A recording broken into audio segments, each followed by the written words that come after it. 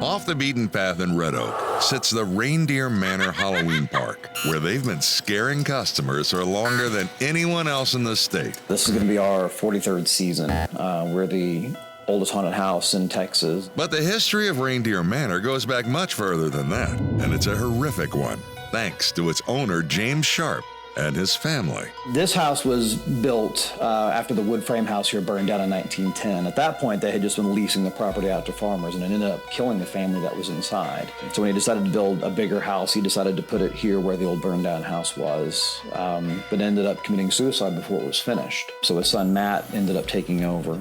But Matt's story would come to an even more terrible end. He ended up poisoning his wife in the next room over there and then hung himself in the building that the 13th Street Morgue is inside of now. And that horrifying history may have led to a haunting present. Stories of footsteps, overheard arguments when no one is there, and a pesky light in the attic that comes on by itself. When we come in here, the switch is physically switched up. But the most intriguing paranormal sight is the one that almost every longtime worker at Reindeer Manor has seen.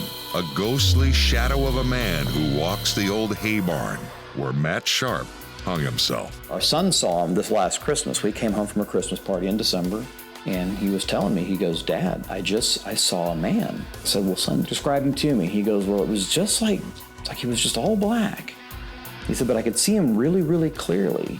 And I said, "Well, what did his face look like?" And he goes, "Oh, Dad, this man didn't have a face." Hey, if that's not creepy enough for you. Our own camera picked up a mysterious tapping noise in the haunted attic long after everyone had left the building.